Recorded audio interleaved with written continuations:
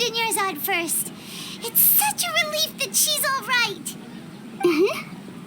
After we parted on the last day of the Sumeru's festival, I left the city and saw what the traveler had described.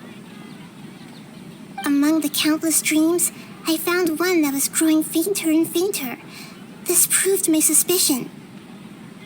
Once Dunyarzad could no longer bear the Akasha harvesting her dreams, her consciousness began to dissipate. But this also meant it escaped the Akasha's control.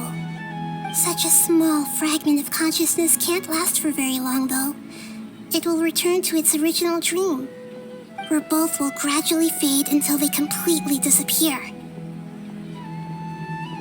I used all the power I had to keep her dying dream alive as long as possible, but it still wouldn't have lasted for much longer if it hadn't been for you two breaking the samsara. So it looks like we did manage to save Dunyarzad in the end, and not a moment too soon. Huh? Why are you two smiling so happily? I thought you'd be so moved that you'd start crying. I need to spend more time observing human emotions. Both are fine. Everyone reacts differently. All right. You two must have a lot of other questions for me, right? After all, you saved my faithful believer. As your reward, I will answer any and all questions. At the Avidia forest, there was this incense that made the traveler fall unconscious and dream of a huge tree and a red sky.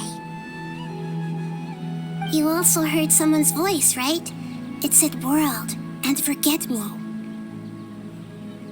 Yeah, so you do know! We've been wanting to ask you what that was about, and if the red sky was related to Conria. It seems like the traveler established a connection to Irminsul. That was a message left by Greater Lord Rukkhadevata's residual consciousness in Irminsul. Perhaps her last memory before she died. As you two probably know, Greater Lord Rukkhadevata disappeared after the disaster in Conria. The timings of these events do line up, so your suspicions are reasonable. A message from Greater Lord Rukkhadevata? We thought it was from the Scarlet King. The Scarlet King? That god who died even longer ago? Some present-day desert dwellers still worship him. You probably just heard some of their conspiracies. Okay, so what does the message mean? I still haven't managed to decipher it. Even the Akasha isn't currently capable of doing that. Greater Lord Rukkhadevata's residual consciousness in Irminsul seems to be contaminated with something that has a very dangerous aura to it. Many devoted scholars go mad as soon as they connect their consciousness. I've warned the academia about this many times, but people still keep falling victim to it. But I believe this is the key to saving Irminsul. That's why I've kept trying to decipher it. So the tree in the vision was Irminsul? Oh, Tainari also said that Irminsul is sick. Is it because of the contaminated consciousness? But even if you can't figure out what that vision was all about, it seems like our search for you was all in vain. The traveler wasn't affected after coming in contact with that consciousness. I've never seen anyone like that. With you here, we may have a chance at deciphering it. No, we must decipher its secrets. I've already eliminated all other factors that might affect Irminsul. This is the only one left. This puzzle has life and death at stake. It could determine Irminsul's fate, as well as Tevat's.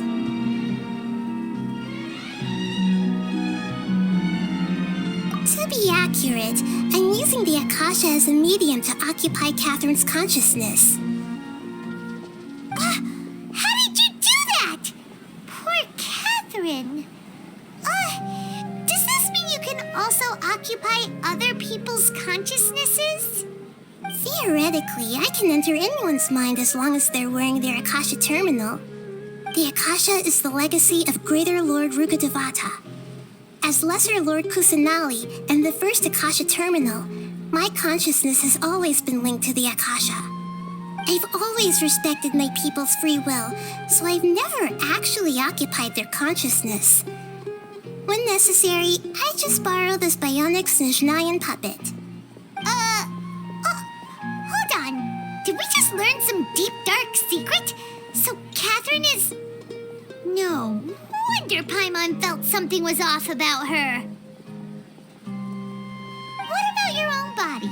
Why do you need to borrow other people's? Don't you live in the sanctuary of Surasthana? That story begins a long time ago. After Greater Lord Rukkhadevata disappeared, the sages found my newly born self and took me back to Sumeru. At that time, I was young and weak. The sages kept me in the sanctuary of Surasthana, ostensibly for the sake of protecting me. But I've hardly heard from them since. However, I do understand that they had hoped to find Greater Lord Rukkhadevata instead of me, a symbol of her passing. So, the sages basically put their new Archon under house arrest? How dare they! Why don't you teach them a lesson, Nahida? In some ways, they aren't wrong. Greater Lord Rukkhadevata was omniscient and omnipotent. Even after her death, the Akasha is still empowering this nation. And I'm still really far away from being able to call myself the God of Wisdom. Moreover, the academia is also more proficient at governing this country. My existence has little meaning. Yeah, you got a lot of believers. Just look at the Sub-Zero's festival. Everyone who showed up truly loves you. Thank you for the kind words. But I honestly don't need physical freedom as long as I can connect my consciousness to the Akasha. Trying to find a way to save Irminsul is my life's mission and top priority. I will work on that and try to live up to being a deity in the meantime. Every once in a while, I will also take up the duties of the God of Wisdom and enlighten a lost soul here and there. Doing all that should be enough. There's never been any big problems with the Academia's governance of Sumeru. This is the first time I've seen them step out of line. I wonder what caused them to go down this path and what they hope to achieve. Even though the city's residents haven't noticed anything strange, if the traveler hadn't broken the Sub-Zero's samsara, the situation could have become dire. I tried to do some investigating in the Akasha, but I couldn't find anything suspicious. And all the people of interest seem to purposely avoid wearing their Akasha terminals. I think they're deliberately trying to hide something. Oh, that reminds Paimon. In Gandharvaville, there was a sage who had invited Tainari to join some kind of project. Could it be related? Regardless, I need to first investigate the sage's motives, make things right, and punish them if needed. But I'll have to be discreet, or they'll see me coming.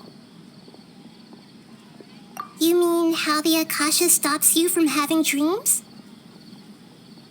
Yeah, it's been such a long time. No one's noticed something's up? It's not that no one noticed. It's more like no one cared. Ultimately, it's all rooted in the sage's misdirection. Misdirection? The sages convinced everyone to believe that being unable to dream is a sign of rationality and wisdom. Not dreaming is a badge of honor in Sumeru, even if the truth is that their dreams are being reaped by the Akasha.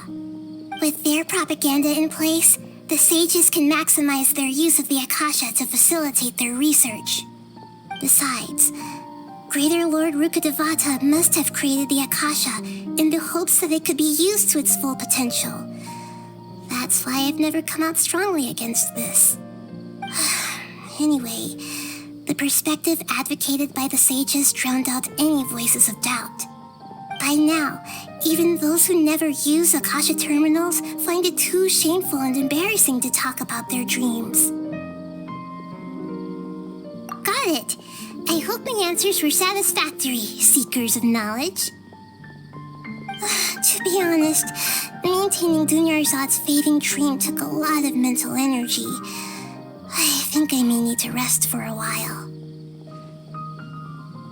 Oh, and you don't need to worry too much about the Sage's activities for now. The Akasha won't be able to conduct another project on the scale of the Sumeru Samsara in the immediate future. Go and get some sleep. Leave everything to us. What a relief. This is truly the most exhausting birthday I've ever had. Traveler? Paimon? Why am I here? Do either of you know? Maybe you were sleepwalking. You know you can't wake up a sleepwalker. We happened to walk by, so we thought we'd wait for you to wake up. I see. I should visit my maintenance personnel sometime. Oh, I'm fine. I better go. Thank you.